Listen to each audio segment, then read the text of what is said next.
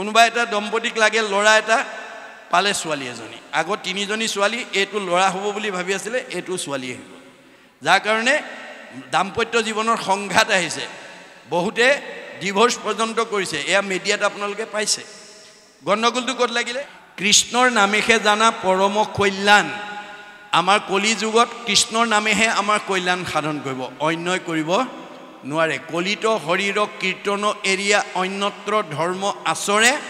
মিছাতে কেৱলে শ্ৰম মাত্ৰ পাৱে একোৱে ফল নধৰে আপুনি কৰিব পাৰিব হেতু আপোনাৰ অধিকাৰ আছে বা সমৰ্থ আছে ফল নাপায় কাৰণ 28000 নাপালে আপুনি মই পাম নেকি বাৰু 28000 ঋষিয়ে বেদজ্ঞ শাস্ত্ৰজ্ঞ টিকালজ্ঞ ধ্যানত ভগৱানক সাক্ষাৎ কৰিব পৰা যোগ্য ঋষিসকলে যদি নাপালে কলি যুগত যজ্ঞ কৰি ফল নাপালে আপুনি মই পাম নেকি বাৰু এই কথাটো উপলব্ধি কৰিব লাগিব দেই উপলব্ধিহে সংস্কাৰ কৰে যাৰ উপলব্ধি নাই তাৰ সংস্কাৰ নাই তাৰ পিছত কৈছে নামে সাধে যাৰো যেন মত অভিলাষ জীৱা মুখ্য চাহে বৈকুণ্ঠত দেন্তবাস ভগৱন্ত আমাৰ প্ৰত্যেকৰ হৃদয়তে আছে সমস্ত ভূতৰে মই আছো হৃদয়ত কি কাৰণে আছো যা দৃষ্টি ভাৱনা জৈস সিদ্ধি ভৱতি তাদৃশী যোনে যি ভাবে তেওঁৰ মনৰ ভাৱ তেনেকৈ পূৰণ কৰিবৰ কাৰণে মই আছো কোনোবাই যদি ল'ৰা বিচাৰে ল'ৰা দিম ছোৱালী বিচাৰিলে ছোৱালী দিম হে দিয়া অধিকাৰ মোৰ আছে মই কল্পতৰ বৃক্ষৰূপে তোমাৰ হৃদয়তে আছো তোমাক ল'ৰা লাগে নে ছোৱালী লাগে মোক ক'ব লাগিব কল্পতৰ বৃক্ষ যদি সবাটো সমান মাগন্তা জনক মাত্ৰ দেই ফলদান আপুনি ক'ব জানিব লাগিব ভগৱন্ত আমাৰ হৃদয়তে আছে গতিকে ল'ৰা লাগিলে ল'ৰা দিব ছোৱালী লাগিলে ছোৱালী দিব ভাগৱতৰ এই দৰ্শন নজনাৰ কাৰণে আজি আমাৰ সমাজত বহুত কোৱালিফাইড মানুহ বহুত উচ্চ পদস্থ বিষয়ত চাকৰি কৰা মানুহে বাঞ্ছিত ফলৰ পৰা বঞ্চিত হৈ আছে পুথিগত ডিগ্ৰী তেওঁলোকৰ আছে কিন্তু আধ্যাত্মিক জ্ঞান তেওঁলোকৰ নাই ভাগৱতৰ জ্ঞান তেওঁলোকৰ নাই যাৰ কাৰণে বহুত উচ্চ পদস্থ বিষয়ত চাকৰি কৰি বহুত শিক্ষিত হোৱাৰ পিছতো বাঞ্ছিত ফলৰ পৰা বঞ্চিত হৈ আছে যেনে কোনোবা এটা দম্পতিক লাগে ল'ৰা এটা পালে ছোৱালী এজনী আগত তিনিজনী ছোৱালী এইটো ল'ৰা হ'ব বুলি ভাবি আছিলে এইটো ছোৱালী হ'ব যাৰ কাৰণে দাম্পত্য জীৱনৰ সংঘাত আহিছে বহুতে ডিভোৰ্স পৰ্যন্ত কৰিছে এয়া মিডিয়াত আপোনালোকে পাইছে গণ্ডগোলটো ক'ত লাগিলে ভাগৱতৰ দৰ্শন নাজানে গতিকে মই উঠি অহা প্ৰজন্মক নৱদম্পতিসকলক এই আসনৰ পৰা আহ্বান জনাম আপোনালোকে মনে ভবা বস্তু পাবলৈ হ'লে ভাগৱত শুনক ভাগৱতে আমাক নিয়ম মানি দিছে সূৰ্য উদয়ৰ পৰা সূৰ্যাস্তলৈ 4 পহৰ সূৰ্যাস্তৰ পৰা পুনৰ সূৰ্য উদয় হোৱালৈ 4 পহৰ এই 8টা পহৰত 24 ঘণ্টা এটা পহৰত 3 ঘণ্টাকৈ থাকে আমি কোনটো পহৰত সৃষ্টি কাৰ্যত আগবাঢ়ি গ'লে বাঞ্ছিত ফলটো ভগৱানৰ পৰা লাভ কৰিব পাৰোঁ তাৰ সময় বান্ধি থোৱা আছে সূৰ্য উদয়ৰ পৰা সূৰ্যাস্তলৈ 4 পহৰত দিবা সময়ত কোনো দম্পতি সৃষ্টি কাৰ্যত আগ নাবাঢ়ে বা বাঢ়িব নালাগে আমি কেতিয়া আগবাঢ়িব লাগিব সূৰ্য অস্ত যোৱাৰ পৰা পুনৰ সূৰ্য উদয় হোৱালৈ 4টা পহৰত তাৰে প্ৰথম 2টা পহৰ বাদ দিবলৈ কৈছে কোনে বিজ্ঞানে যে আমি খোৱা আহাৰটো ব্ৰহ্মলৈ ৰূপান্তৰ হ'বলৈ কমেও 6 ঘণ্টা সময় লাগে মই অলপ আগত এই কথা কৈ থৈছো আহাৰ খালে ৰসৰ পৰা তেজৰ পৰা মাংস মাংসৰ পৰা মেদৰ পৰা হাড়ৰ পৰা মজ্জাৰ পৰা শুক্ৰৰ পৰা সন্তান হয় গতিকে আমি 2টা পহৰ 6 ঘণ্টা বাদ দি লৈ তৃতীয় আৰু চতুৰ্থ পহৰত নৱদম্পতিসকলে বাঞ্ছিত ফল ভগৱানক পাবৰ কাৰণে আগবাঢ়িব লাগিব কেনেকৈ পুৰুষ প্ৰকৃতি হবা একমতি তেহে সিজিব হৰিত ভগতি স্বামী স্ত্ৰী দুইজনা একমনা হ'ব লাগিব আৰু আপোনাক মানে কি লাগে প্ৰথম বা দ্বিতীয় সন্তানটো ল'ৰা লাগে নে ছোৱালী লাগে কেনেকুৱা গুণৰ লাগে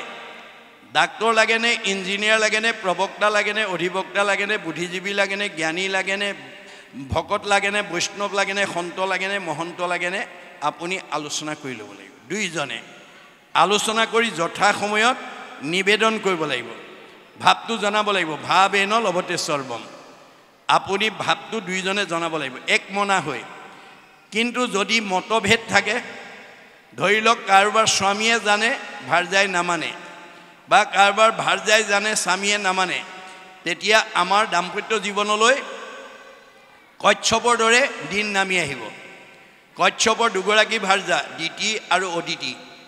অদিতিয়ে স্বামীৰ লগত মন মিলাই সময়মতে সৃষ্টি কাৰ্যত আগবাঢ়িছিল সেইকাৰণে আটাইকেইটা দেৱতা সন্তান জন্ম দিবলৈ সক্ষম হ'ল কিন্তু দিতি হিংসাগুৰি আছিল সতিনীৰ সন্তান হোৱা দেখি হিংসাত ভাগি পৰিছিল আৰু অসময়ত গৈ উপাসনা স্থানত পুত্ৰদানৰ কাৰণে স্বামীক আহ্বান জনাইছিল দূৰদৰ্শী সম্পন্ন কশ্যপে ভাৰ্যাক বুজাইছিল হে ভাৰ্যা এটো পুত্ৰদানৰ সময় নহয় এটো ঈশ্বৰ উপাসনাৰ সময় তুমি খন্তেক ধৈৰ্য ধৰা নামানে উপায়ন্তৰ হৈ ভাৰ্যাক সন্তুষ্ট দিবৰ কাৰণে পুত্ৰদান দিলে যাৰ ফলত হিৰণ্যাক্ষ আৰু হিৰণ্যকশিপুৰৰ দৰে অসুৰৰ জন্ম হ'ল তে আমাৰ যদি উঠি অহা দম্পতীবিলাকে এই সময়ৰ কথা নাজানে আপোনালোকৰ ঘৰলৈ তেনেকুৱা সন্তানে আহিব যিবিলাক সন্তানে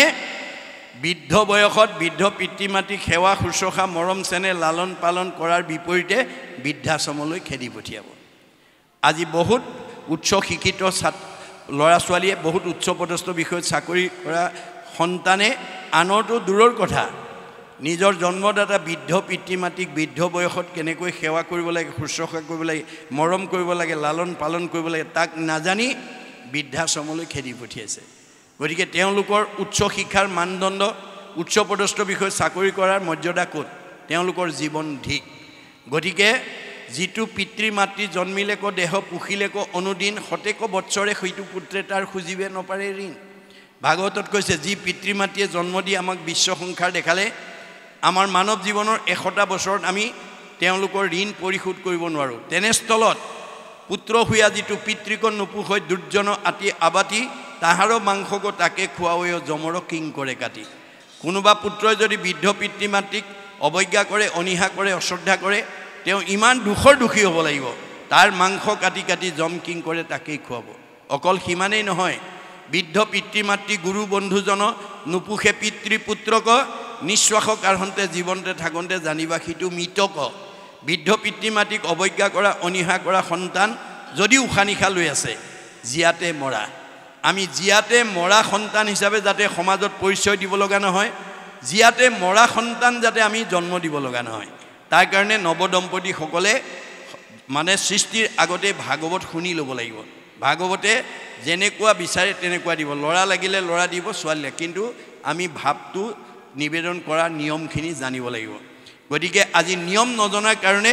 বহুত উচ্চ পদস্থ বিষয়ত চাকৰি কৰা বা বহুত শিক্ষিত মানুহ বাঞ্ছিত ফলৰ পৰা বঞ্চিত হৈ আছে কিন্তু আপোনালোকৰ এইখন গাঁৱত যদি এই ভাগৱত চৰ্চা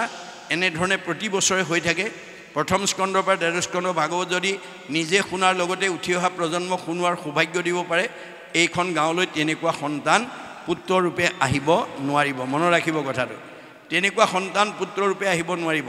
গতিকে পোহৰ ওচৰলৈ যেনেকৈ আন্ধাৰ আহিব নোৱাৰাটো বিজ্ঞানসন্মত বাস্তৱ সত্য ভক্তি ধৰ্ম ভাগৱত ধৰ্ম ভক্তি মানে পোহৰ য'ত থাকিব সেইখন গাঁৱলৈ কোনো বেয়া জীৱ আহিব নোৱাৰিব এই কথা কৈছে তাৰপিছত কৈছে যে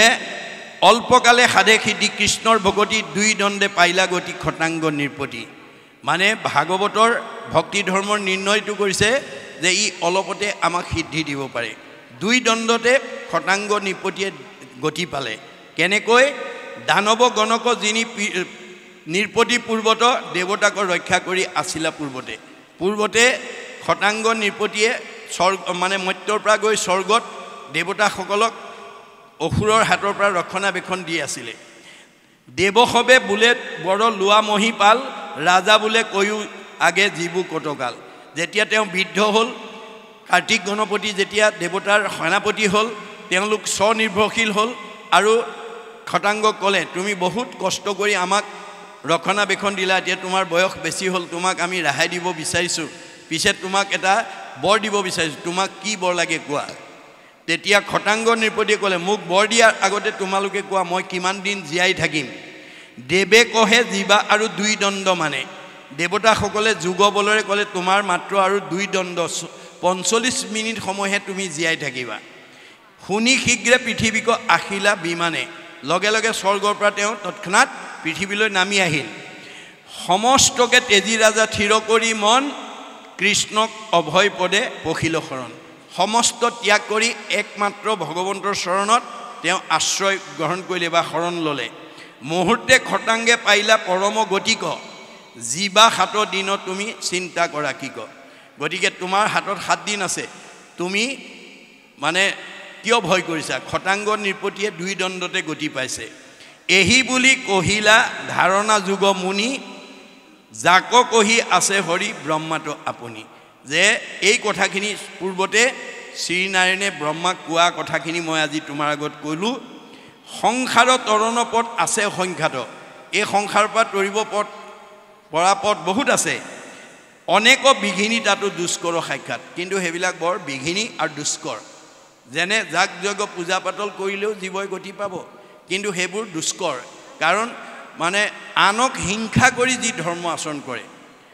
সেই ধৰ্মই সেই পুণ্যই আমাক স্বৰ্গলৈকে নিব পাৰিব মানে কৰৈ নানা হিংসা ধৰ্ম নানা দেৱ পূজয় পুণ্য ক্ষয় ভৈলে দুনাই নৰকত মজয় আজি তাৰিখত আমি যাগ যজ্ঞ পূজা পাতল কৰি ঈশ্বৰক মানে ধৰ্ম আচৰণ কৰিব পাৰিম কিন্তু যেহেতু যাগ যজ্ঞ পূজা পাতলত হিংসা ধৰ্ম সোমাই আছে প্ৰাণী হিংসা সোমাই আছে কোনোবাই হাঁহ বলি দিছে কোনোবাই পাৰ বলি কোনোবাই ছাগলী বলি কোনোবাই মৌ বলি দি পেলাই মানে ধৰ্ম আচৰণ কৰিছে কিন্তু হেতু পুণ্য কৰি কলৈকে যাব স্বৰ্গলৈকেহে যাব স্বৰ্গত গৈ পেলাই হে পুণ্যখিনি ভোগ কৰাৰ পিছত পুণ্য আদায় হোৱাৰ লগে লগে আকৌ মানে স্বৰ্গৰ দেৱতাসকলে ধাক্কা মাৰি পঠাই দিব পপিয়া তৰা হৈ আকৌ স্বৰ্গলৈ নামি আহিব লাগিব সেইকাৰণে শংকৰদেৱে কৈছে যিটো ধৰ্ম আচৰণ কৰিলে পুনৰ নৰকলৈ নামি আহিব লাগে মই তোমালোকক হেতু ধৰ্ম দিয়া নাই মই দিয়া ধৰ্মটো আচৰণ কৰিলে তোমালোকে এটাৰ পিছত এটাকৈ 7টা ষ্টেপ পাৰ হৈ পেলাই তোমালোকে বৈকুণ্ঠলৈ গুচি যাব পাৰিবা গতিকে নাম ধৰ্ম আচৰণ কৰিলে মই অলপ আগতে কৈছো প্ৰথমে দহিব পাতেক ছয় কৰাইবে মহাপুণ্য অদ্ভুতয় মিলাইবে বিষয়ত বিৰকতি কৃষ্ণত পোৱাইবে প্ৰেম ভগতি উপজাইবে আতি বৈষ্ণৱ জ্ঞান মায়াকো দহিয়া কৰি নিৰ্জান চৈতন্যময় পূৰ্ণানন্দ হৰি থৈবন্ত তেন্তে আমাৰ ভাগৱত শ্ৰৱণে আমাক 7টা ষ্টেপ পাৰ হৈ আমি য'ৰ পৰা আহিছোঁ অৰ্থাৎ পৰম ব্ৰহ্মত আমাক বিলীন কৰি দিয়ে আৰু ঘূৰি আহিব নালাগে এই তথ্য আমাক দিছে পৰম শ্ৰদ্ধাৰ বাপ সমস্ত এখিতে এটা ছেট পৰিছে সময়ৰ প্ৰতি লক্ষ্য ৰাখি আমি যাব লাগিব যেহেতু মই পাঠকক এই পদতে দোহাৰিবৰ কাৰণে আহ্বান জনাইছোঁ হ'ব নহয় অঁ কৃষ্ণ